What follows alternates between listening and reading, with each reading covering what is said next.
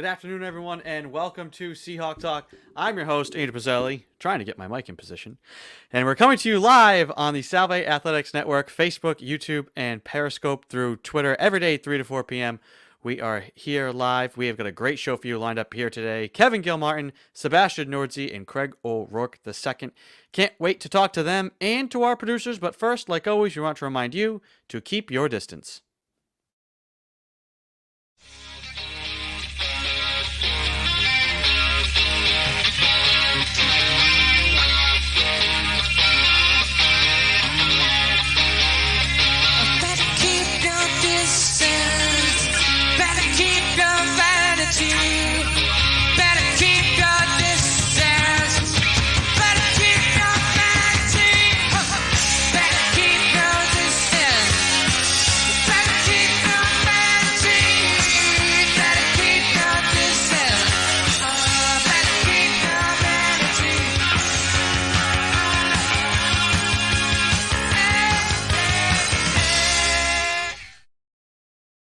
That is Ed Habershaw with his rendition of Keep Your Distance, a song from the Shake, Rhode Island-based band, worldwide message that we can apply.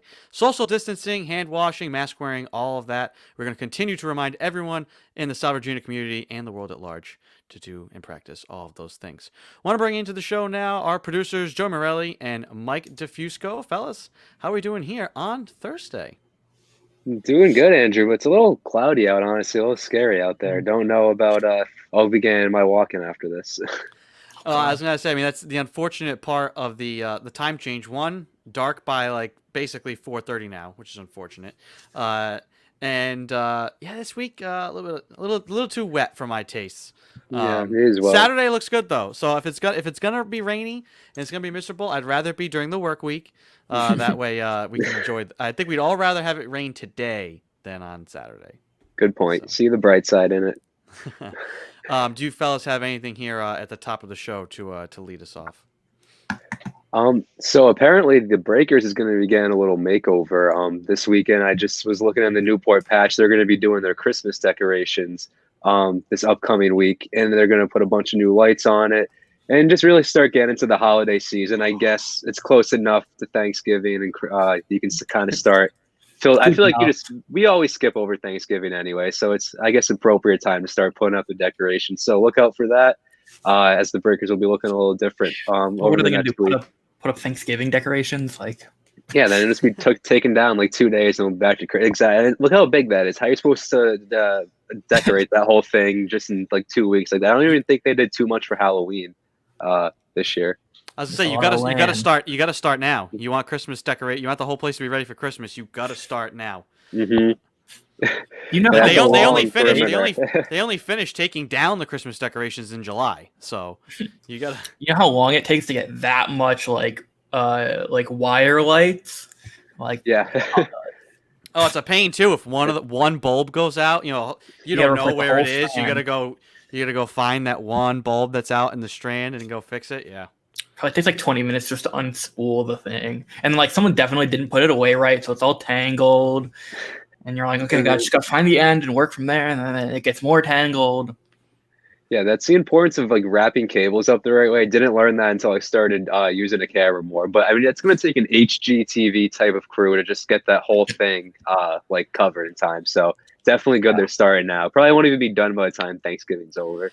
Have they said? Is there anywhere in that article about? I mean, I love going to the Breakers and the mansions usually during the holiday times because you don't get the summer crowds and it's still lively and fun. Have they said like what their plan is as far as visitations and that sort of stuff? I have not seen anything for visitations. Lights will turn out at 4 p.m. though. It's open 12 to 8. Yes, open daily 12 to 8, and then I'm looking up here, and they are going to be preserving the gilded. Yeah, still preserving it, and then yes, so 12 to 8 p.m. they'll be open every day, and then lights out at 4 apparently.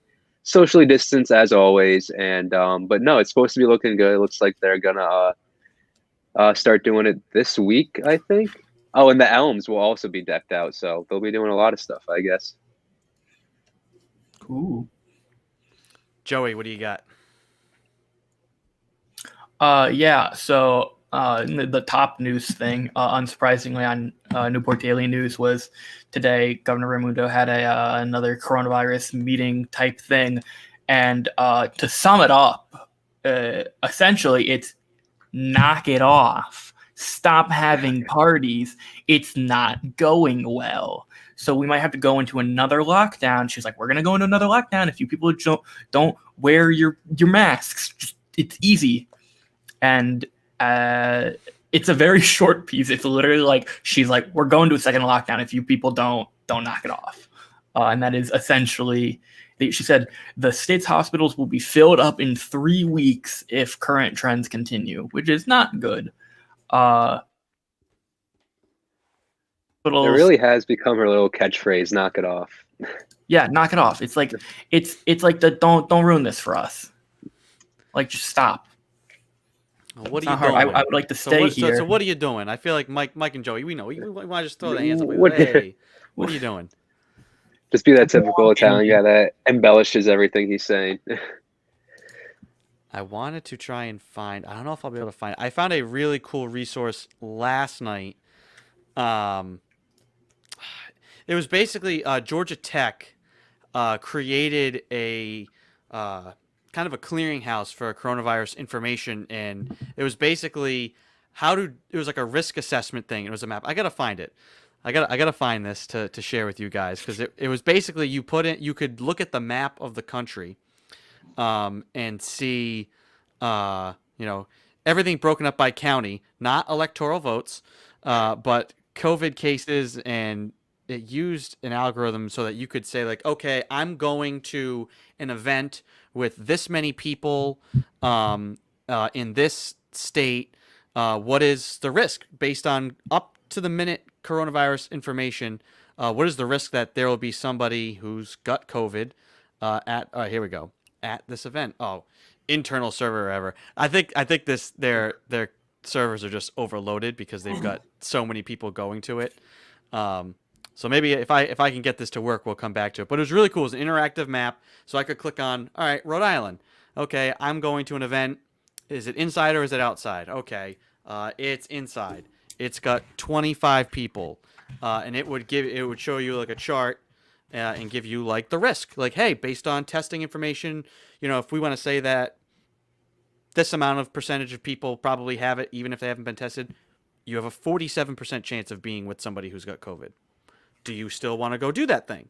So I think that's kind of like a lot of this stuff. We've learned that it's hard to tell people exactly what to do. People want to make decisions for themselves, so maybe we just give people the tools to do so. I have it pulled up. It's super laggy right now because it's working for me. Because I imagine, there we go. All right, current risk level 50%. For an event, if you look at the left there, for an event with 50 people. See a little slider on the left-hand side? Let's right. I broke it. Okay. Well, yeah. See, maybe it's overloaded with people. So okay, I broke it.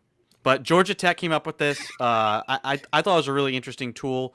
I know for a lot of people who are planning travel, and it's pretty in depth. I mean, you can go see. There's the tab that says like real time state level estimate. So that's like real time. Like, hey, right now, if I'm going to go to Kent County and go be at a thing that's outside with 50 people, what are my risks? I think that's really good, because we've seen trying to just tell people what to do can be difficult. People want to make decisions on their own. As long as you have all the appropriate information, that's about as close as we can come. to again, hopefully people, knock it off. But I'm going to try to find that meme for the latter part of the show. Because I'm sure we could use a good laugh after that.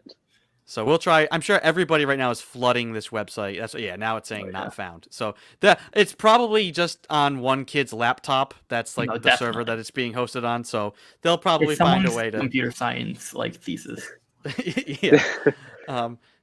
They're trying this. Yeah. This is their thesis, and they're trying to show to their professor and present their like doctoral thing, and it's not working because everybody's using their thing. And they're like, "Oh, sorry, I guess you fail."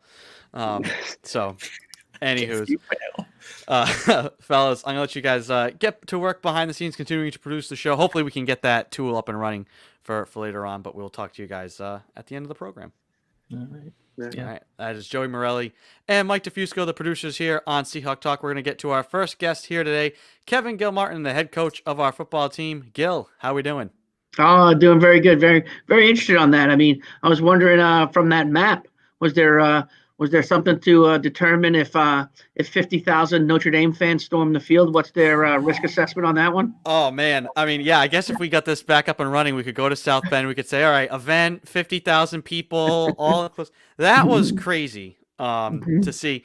A great game. Yes. I feel it's unfortunate that overshadows the fact that it was a great game. I know their president, everybody, anybody involved with managing the school, they put out a very harsh letter after the fact. All those kids basically have to quarantine and have to provide multiple negative tests, or else they can't go home. And if they do go home without testing, their registration is like locked or something. They basically can't get classes, they can't get transcripts, they can't do anything.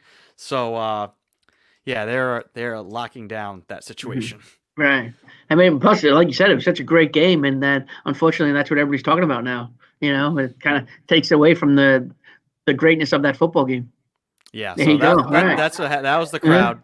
And that's actually kind of thinned out probably from where it was. Yeah. The entire Yeah, there you go.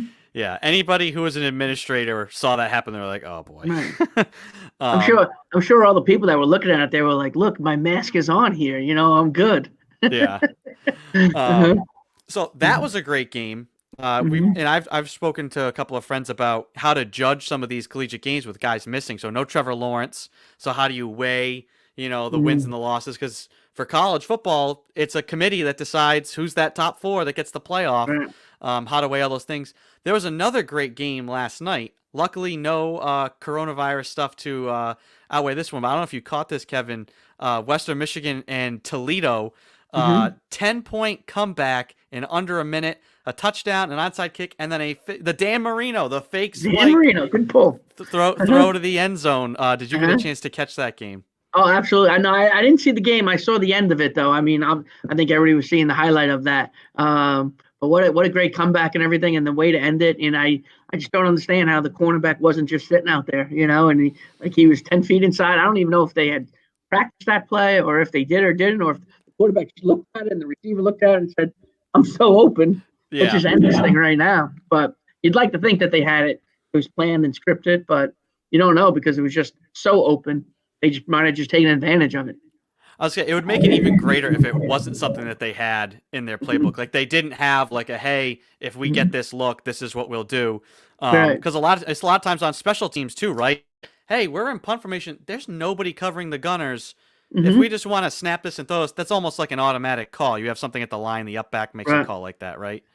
Oh yeah, yeah. You have to practice and rep that too, because the other part of that portion is, like in this particular play, the quarterback can throw the ball. In the special teams, can you punt or throw the ball? Or can one of the up backs throw the ball? That's a big question that you don't even know about. And so you definitely have to practice that a lot more. And on this, I know that a lot of teams that do talk about, the little parts that, anything can happen and they take care of those things. But then there's the other ones where sometimes it's open. Let's just take advantage of it and see what happens. I want to try and pull up the play here for people to see. I'll be able to get this here in 2 seconds. So this is what we were talking about here. And then the announcers on it, I don't know if you heard them when they're talking. They're like, "Did you hear a whistle? I might have heard a whistle." And I was just like, "Oh God, if they pull that back." So here's the play, the little fake spike, and yeah, he's wide open. You can see if you run it back, there's a safety up here, right up top here in the far safety. He sees it and he's pointing like, "What are you doing? Where are you going?" And he's like, "It's too late." Right. So somebody recognized it. That's heartbreaking. Number 20 there, I think. The whistle though, so I think the previous play they had completed in the field of play, and in college, clock stopped on a first down.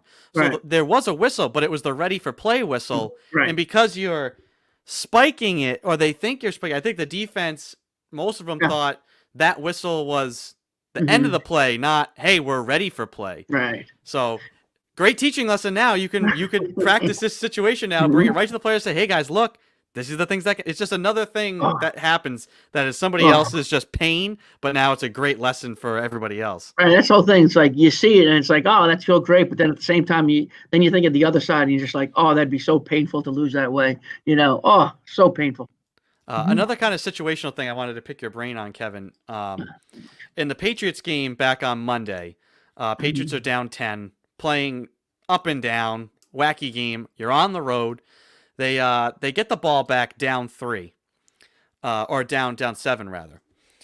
So they need a touchdown to tie the game. And I remember thinking, the way this game is gone, if they score a touchdown, just go for 2. Just end it. Overtime of this game is going to be so ugly. If you have the chance, go for the win, get out of there, and it's fine, and you live with it if you don't make it. And I know you've never been one to shy away from those types of moments, get aggressive like that. What is the assessment there? I mean, is that truly just a gut feel like, hey, you know what? The way this game's gone, we're going for the win now. We don't even want any part of overtime. How do those sorts of decisions get made? Is it analytical? Is it just gut feeling? I would say it's definitely a little bit of all of it. I mean, because the analytics, I mean, now they're even talking about with analytics with going for it on 4th down. They're saying a lot more. It's great, much greater success. I mean, I think like at the end of every weekend, they talk about, how they have that ESPN who's more likely to win. And if they went for it on 4th and 3 here, it would have been, they had a 62% chance of winning. But if they punted it on 4th and 3 here, it would have been a 57% chance.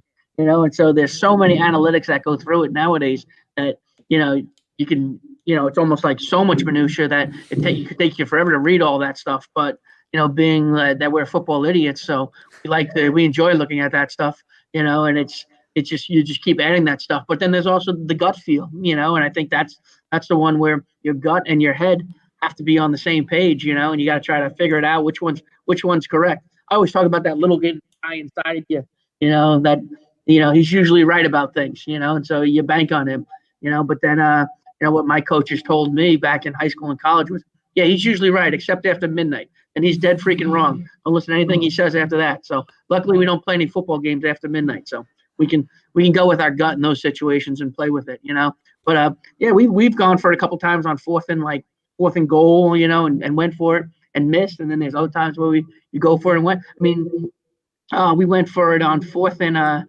it was like 4th and 2 on our own 22, in big games. Luckily we got them, but and that was early in the games too. That was in the first half where we've done that, and that was just where you felt like, hey, we got this. Let's just keep it going, But I don't know what the percentages were on those, but it couldn't have been a smart one. Does it help maybe in that situation not to have the numbers? Yeah, that numbers were wrong on that one. That one was pure gut, but you could see but it got your momentum, and that's what sometimes you need. That you're like, we're struggling along, we're thudding along, let's get some momentum out of it, and it all of a sudden becomes, yeah, we got this, and then it creates some more. So it changes the whole outlook of the rest of the game when something like that happens. How often do you guys bring in situations from pro games, other college games, like actively like, hey, we're going to sit down in a meeting, we're going to run that tape from last night in the Toledo game, and I want to let's talk about it. How often does that happen? We show them the team meetings, we show them a lot of clips from stuff like that, just so that they understand those things happen. Like it helps when you're talking about it, saying, hey fellas, this is why we're doing, this is why we're doing. And then all of a sudden you can pull it up on film and be like, this is what I was telling you about, and so it's great when you can find it in another game and put it on there, because then it really clicks for the players to be like, that's what they were talking about. Okay, now it makes sense. So yeah, no, we do it quite a bit, college games and pro games, and just show them some highlights of stuff too, because then it really helps enforce what you're trying to teach them. How many times in your coaching career have you run back the Leon Lett tape of this is why we don't celebrate too early? Definitely have talked about Leon Lett quite a bit. I mean he's been in a couple of them. He's been in the celebrating one. He's been on the field goal when the ball goes over the line of scrimmage, you stay away from it. So he's been on a couple of clips throughout my career and probably many other coaches' careers. As you guys prepare for a break in the winter and then hopefully having games in the spring, how much work will be given to the players for film work, digital work, to say it becomes a game about just study and preparation at that point. I think that that's what this fall was for them to. It was a semester for everybody. Everybody get prepared and get better. And so in that time, we were talking about the film work and everything that we have, and we have a lot of film up on Huddle for them to watch.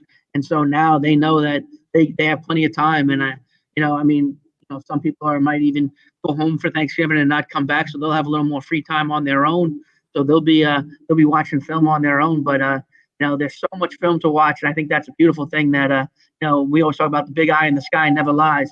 And if you can just sit down and just watch film, you can watch Salve film, you can watch college film, you can watch NFL film. There's so many different ways to watch it. And it just makes you a better player because football IQ definitely helps. Awesome. Kevin, love catching up with you. Love getting the football insights, the nitty gritty stuff. Can't wait to talk to you again next week. Absolutely. Good to talk to you guys.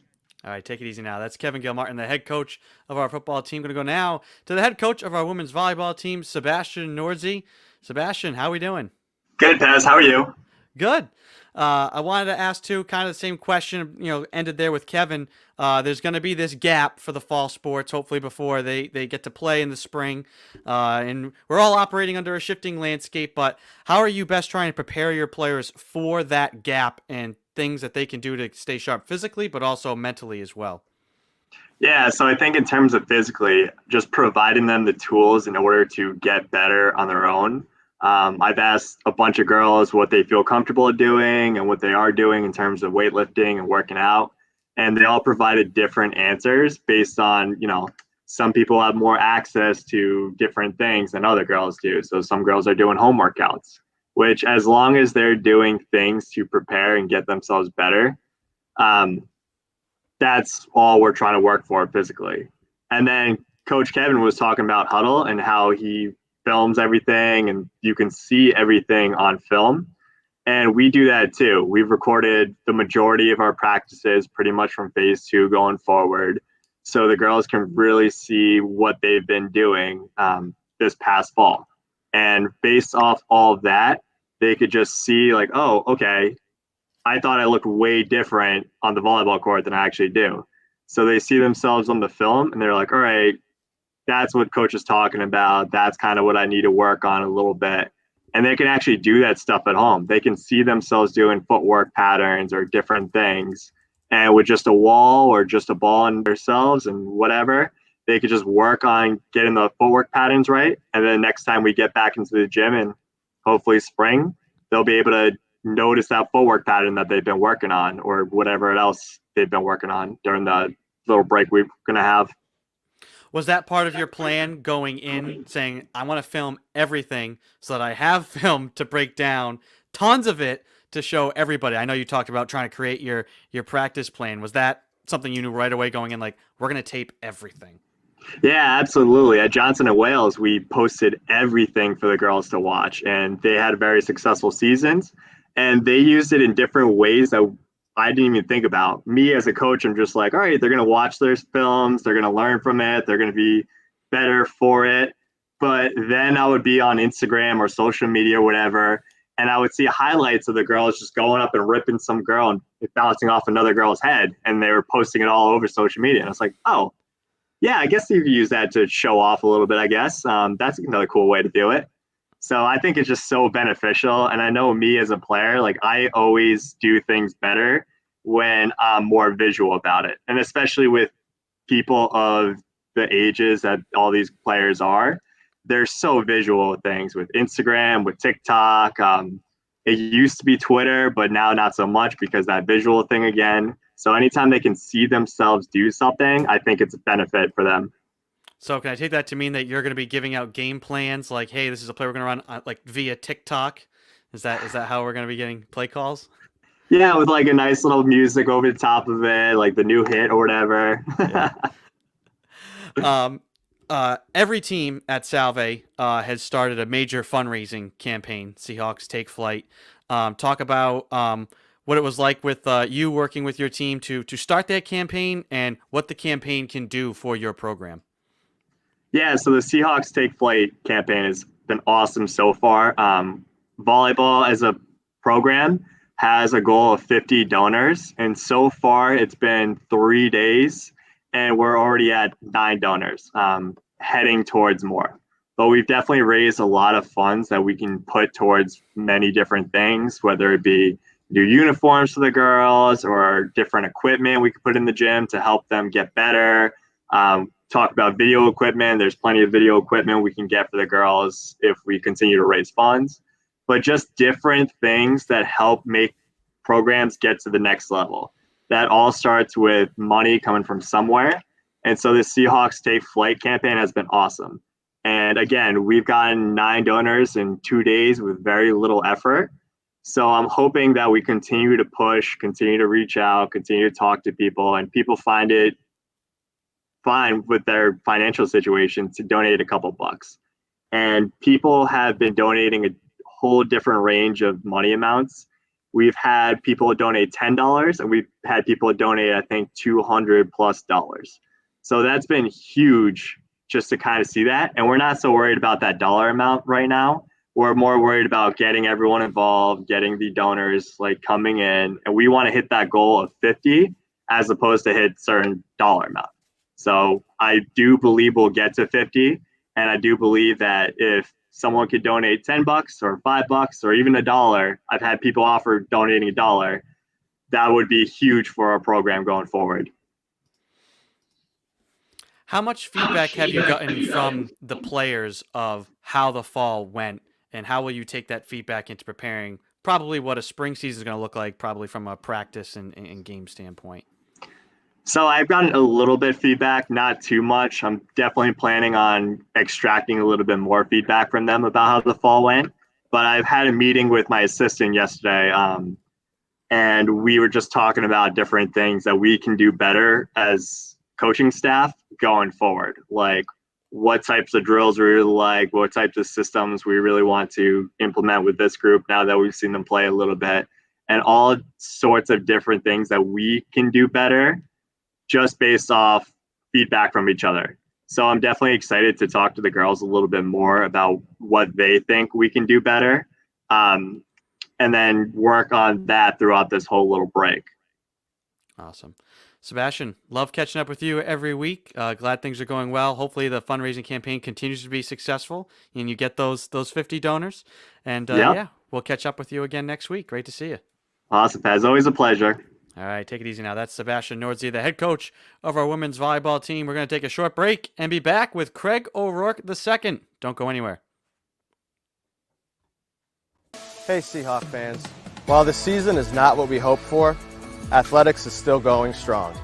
Our coaches have adapted to new guidelines and are continuing to foster the growth of our student athletes on and off the field. With all the restrictions due to COVID-19, I can certainly understand what our student athletes are missing out on this year. Competition with teammates, home games with fans, away trips, and the camaraderie of taking a bus hours away, and team meals at Miley after practice. Our athletes are continuing to prepare for competition and are eager for the next full season. We all can't wait to have competition back on campus with our Seahawk fans like you cheering on our student athletes. Supporting our student athletes has a greater impact now more than ever.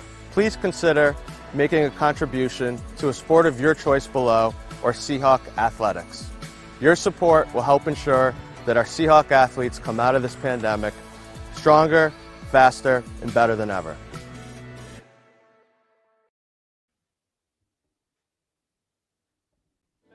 So you want to be a Seahawk? Let's make sure you wash your hands, keep your distance, wear your mask, and love your Seahawks.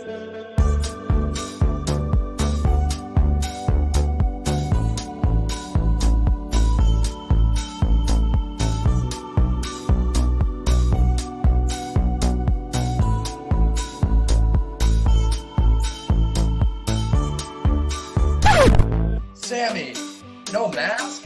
Come on, Sammy. I know it's pumpkin spice season, but you can't bring drinks to class. We have simple rules here, Sammy. Get out. Come back when you can follow them. You gotta take care of yourself and others, even if you are Sammy the Seahawk.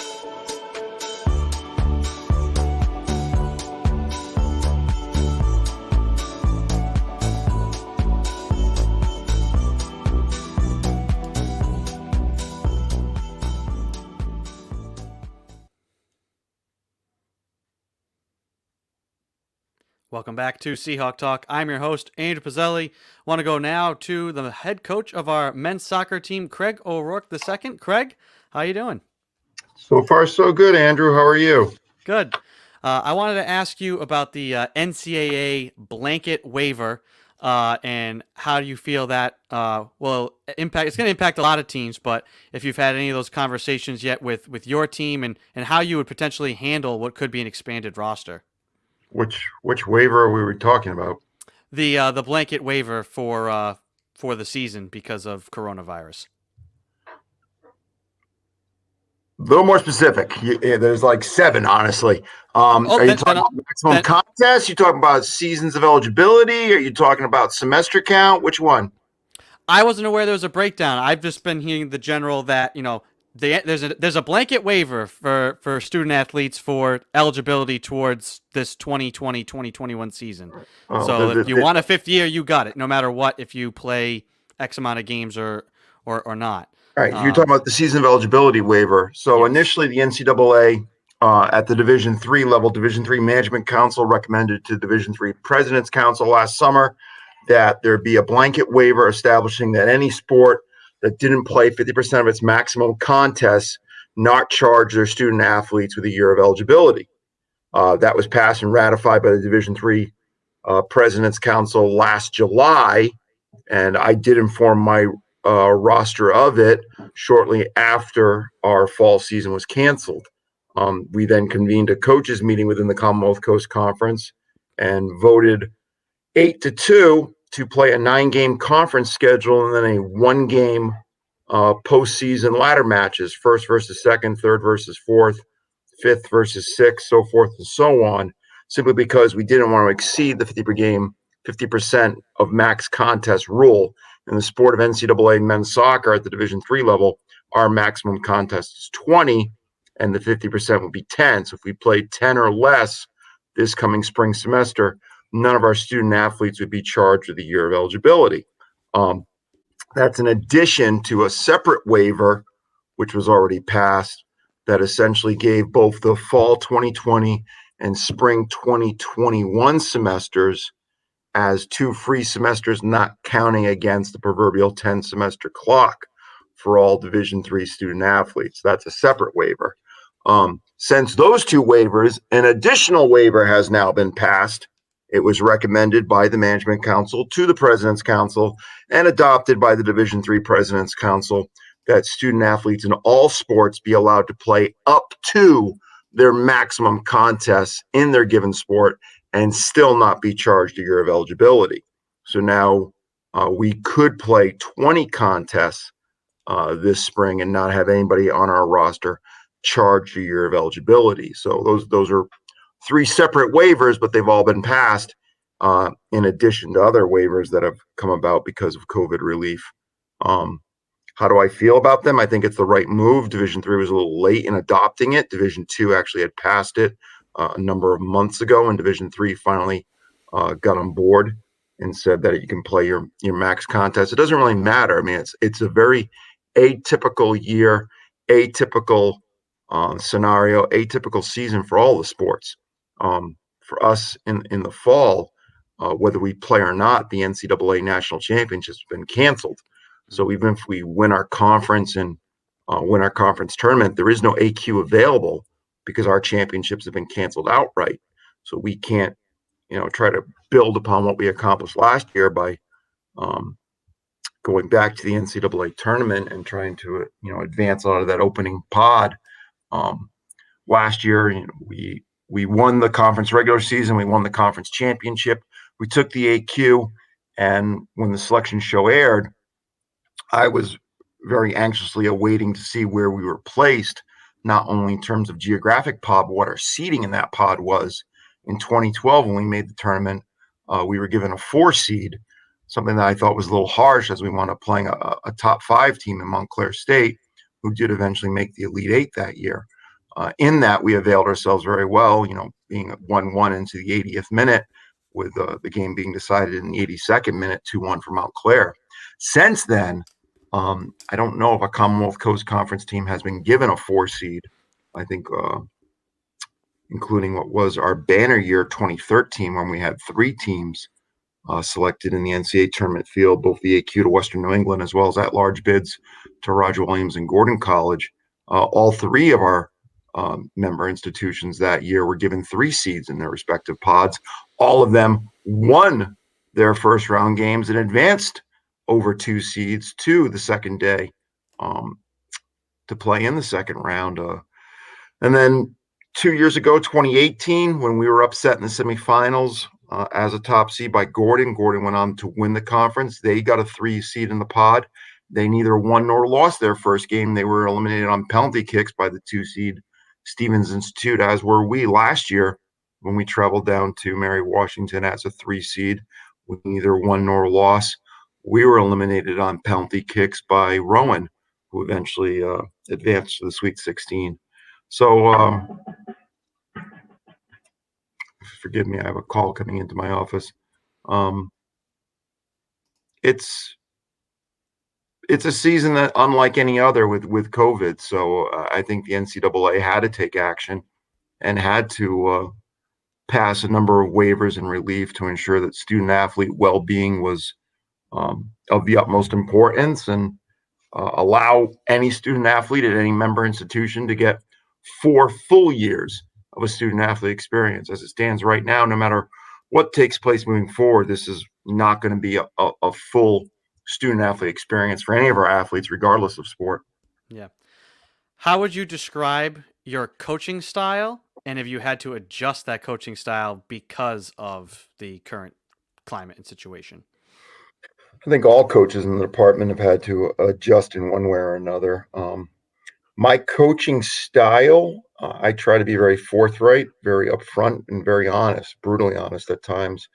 I always say it's participative coaching style, in that I want my student athletes to participate in any and all decisions that the program makes, from roster selection to equipment ordering to scheduling to what we do moving forward, even on a day-by-day, minute-by-minute, hour-by-hour basis.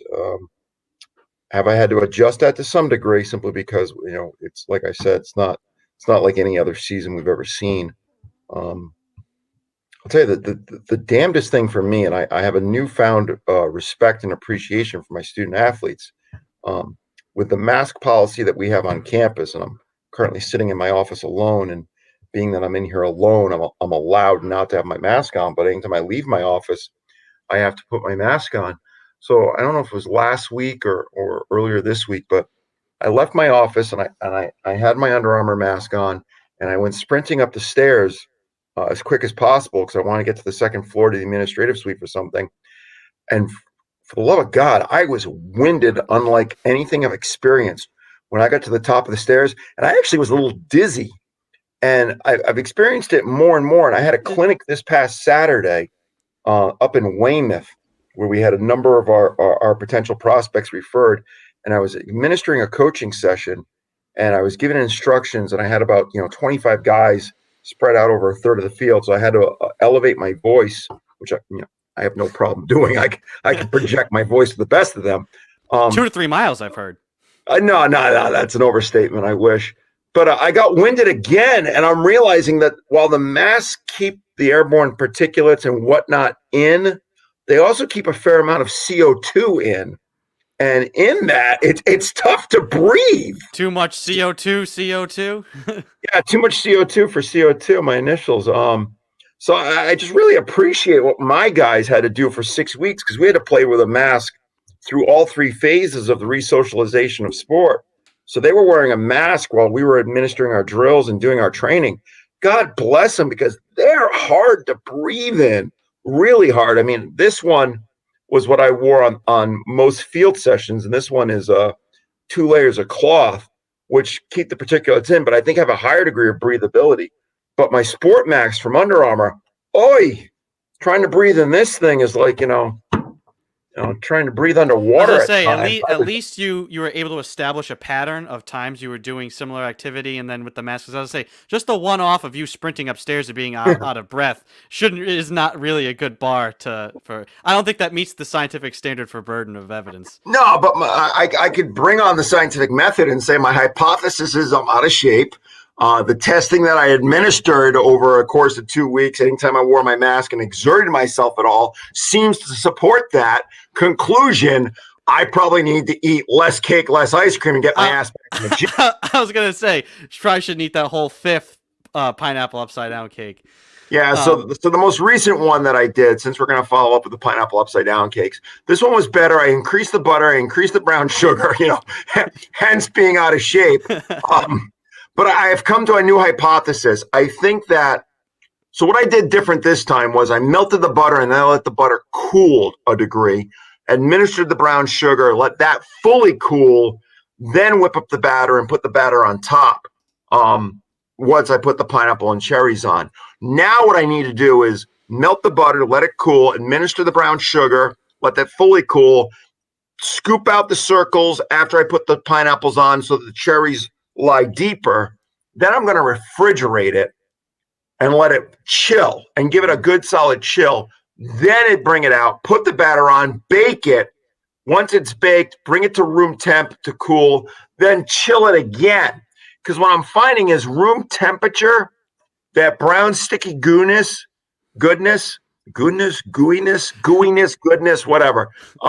That's melting at room temperature. The butter and brown sugar coagulation that is the defining characteristic of pineapple upside down cake. I'm finding that is melting at room temperature, and I need to let that, chill and become a little bit more congealed. So I'm going to add an element of refrigeration to the sixth version. So I'm hoping by 6 I get it right. Craig, are you a nervous eater? Will you stress eat? No. Okay, I was going to say, so then watching Arsenal lose 3-0 to Aston Villa did not result in any further consumption of pineapple upside down cake. No, I like to keep my mouth empty so I can properly scream at the television when Arsenal plays like they did against Villa. That was oh good. We're gonna look at the standings. Wonderful. Are they for real? Is Aston Villa for? I mean, it's early, but I mean, are they legit? I mean, they've beaten quality teams. They whacked Liverpool 7-2. They gave Liverpool. So go to the top of the table, and I want to point out something. So at the top of the table, go to the top 4. Zoom in on the top 4, but keep those right hand columns right there. Is good. No, too far. Liverpool. So if you scroll, Liverpool. Scroll to the what is my right. I don't know if it's your left. Yeah. Liverpool's 18. Liverpool's in third position. 18 goals for, 16 goals against, with a differential of 2. Now scroll down. See if anyone else has allowed 16 goals. Keep going. 14, 12, 9, 10, 10, 13, 14. Keep going. 17. So now we're at the bottom of the table here. So in the top half of the table, the reigning champs, Liverpool, who 2 years ago won the European Cup, have allowed the most goals of anyone. And that is not typically a hallmark for a championship team right now. 18 for, 16 against, with 7 of those coming against Aston Villa. Right now, Liverpool is hemorrhaging goals. And I've told my Liverpool alums this. Robertson and Trent Alexander-Arnold might be class wingbacks going forward, but the first part of the most important part of the word in being a wingback is a back.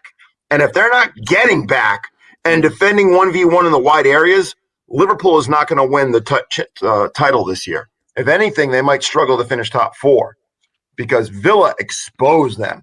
And particularly Trent Alexander-Arnold. He has got to become a better defender and not give away his negative space because Villa was dicing up that side.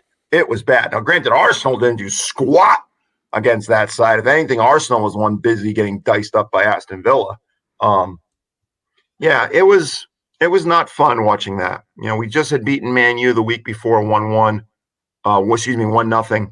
And then we had a midweek in Europa League against the Norwegian champs. Dundee, I don't remember the bloody name. We won 4-1 in a match. We trailed 1-0. So, trailing 1-0 to Villa, I wasn't worried. But we were squandering possessions. Our midfield third possession was, as we say in my program, doggy doo-doo. And then Lacazette he's just not the caliber to play through the middle. There's a lot of things that need to happen with the club that I pledge my allegiance. It seems like they're possessing the ball and then not scoring. which is usually Well, generally it's funny not to hear a you say that. recipe for I winning. don't think the possession is anywhere near where it needs to be. If my team was possessing like that in the midfield third, I would be focusing my training sessions on midfield third possession. I'd be doing a lot more east-west. We trailed 1-0 and we got on the ball a fair amount, but coming through the midfield third and gaining the attacking half and trying to penetrate into the attacking third in possession, in transition, was poor. It really was. The strikers weren't getting quality touches on the ball. It would shock you to see that it was basically 60-40 Arsenal in possession in that game. No, because Villa lapsed into a bit of a shell. I mean, True. possession like that can be misleading. True. Possession's wonderful, but if your passes are negative and they're going backwards towards your goal line, it's possession to a fault. And Arsenal sometimes does that. Arsenal teams of old under Wenger could have possessed teams 80-20 and find ways to lose, 2-1 or 1-0. I just don't think it's quality possession. I don't want to see us linking up east-west play across our three center backs in the defensive third and think we're going to win games that way. We got to get the ball to the decision makers. The biggest thing from that game was Partey going off injured at halftime. Ceballos coming on, I think, was a positive change. I think taking Lacazette off and bringing Nketiah on was a very positive change, although Nketiah, frankly, didn't do much playing through the middle. I think the formation suits us to a degree. I don't know if we're a 3-4-3 or a 3-4-1-2. I think somebody needs to get on the ball more and be more of a playmaker. Maybe Partey playing in behind Ceballos, or going tandem up top with Aubameyang and Pepe, or Aubameyang and Willen, with Ceballos in behind them, since Ozil has completely fallen out of favor. And then Partey and El Nene, or Partey and, God forgive me, Xhaka, paired in that holding mid role. The other thing is, I love him to death. Rob Holding, get out of the 11, because as a right center back, you are a piece of Swiss cheese. Christ, I could drive half my team through the space that Rob Holding is on that right side. I asked Kevin this question about watching situations from D1 football games, professional games, and bringing those into the film room and using them as teachable moments. Have you ever done much of that? Is there any room for that, to compare, say, a situation in a Premier League game and saying, hey, let's look at this, at your level? Yeah, I actually emailed center backs and strikers with a video clip from a Prem game. It was the Leicester game, because Leicester was playing someone and Varney was pressuring a center back who decided to go negative to the goalkeeper. And the second the center back put his plant foot down and his body shape showed that he was playing negative to the goalkeeper, Varney took off. Jamie Vardy for Leicester took off like a bullet. And I told the strikers, it's brilliant. The pass is going negative. Go and pressure. You got everything to gain, nothing to lose. And I told the center backs, if you're going to play that ball back to the keeper, you can't underhit it. You got to make sure it completes. And, it was a clip that Leicester went on to win the game, I think 4-1. Just trying to remember who they played. I want to say it was Leeds. And it's interesting because Ezekiel Menendez, one of our freshmen, is a Leeds supporter. He has a former teammate from his club that plays for Leeds. So and I always call Leeds lead because they sink like lead at the end of the season. And Arsenal's next match is against Lead United on Sunday. But no, I'll take those clips and tell my team to watch. My team, most of the roster, watches a fair amount of EPL on the weekends. We have a great many clubs represented across the roster in Liverpool, Chelsea, Man U. We have a Tottenham supporter on roster. I always tell them that, someday Tottenham will win a trophy and actually be able to put something in that big brand new stadium that they bought, even though they haven't won the top flight of English football since 1961. Frankie's Newcastle. I plus two of my players are tried and true Gunners. So they're watching a lot of football on the weekends and seeing quality football, unless they watch Arsenal last weekend, being played. And we'll take clips. I always say film doesn't lie. And we always talk about, film sessions after a match, making the film available, getting it uploaded into Huddle and sending out the clips, sending out the analysis, and very importantly, logging any goal allowed in the goals against log. The guys hate it when the goals go into the goals against log, especially the final column. Being reason, you don't want your name showing up in that column because you're essentially being held culpable for why the opponent scored a goal. So film and film analysis at any level, whether it be pro or our own, is, I think, extremely important. What about the flip side now? Last question, Craig. Will you ever send clips to the Prem? Have you sent Jacob Guerra's one-time goal from 2 years ago to any Prem clubs for them to dissect and break down? No, I think that might be a violation for me to directly try to market my players to professional level soccer. I will say that goal reference you're making, Guerra's volley against Nichols in the regular season finale from the 2018 season, is one of the finest goals that I've ever seen scored in 14 years at Salve Regina men's soccer. As I told that roster that year in our film analysis, there are many full-time professional players across the planet who don't have that in their kit, who couldn't strike a ball dropping like that on a true side volley and hit it with such ferocity from, I think he was 18, 20 yards out, and he put that thing on a rope in the back of the net. No one saw that coming, least of all the Nichols goalkeeper, although here it is. Yeah, this is it. Great throw. It'll be Dalton on the curl run. John tries to target Dalton. The center back elevates, and here it is. Guerra just takes it out of the air, and that thing's hit on a laser. Oh, my God. That is one of the best goals in Salve Regina men's soccer history. Never to be underestimated, the value of Dalton's run. Dalton coming in from the opposite flank, off the ball movement, coming across the line of center backs. That all made it happen because they were all focused on him. Center back elevated to win the first header. That allowed it to drop to Guerra, and Guerra wasted no time taking it out of the air. So quality goal. Compliments to Dalton, compliments to Guerra. Awesome. Craig, always love catching up. Can't wait to talk next week and hear how round 6 with the pineapple upside down cake has gone. It's not going to be ready next week. I got to get through. I mean, I've only eaten about a third of the current cake, so I'm going to take some break. We've articulated my challenges right now in getting up the stairs. So right now, pineapple upside down cake will be put on the back burner. But whenever I decide to go with version 6, I have a plan of attack. Refrigeration until Arsenal's losing to Leeds, then maybe that cake gets devoured. Bite your tongue. That won't happen. So see ya. All right, take it easy now. That's Craig O'Rourke II, the head coach of our men's soccer team. We'll take a very short break and be back with the producers to wrap up today's show. Don't go anywhere.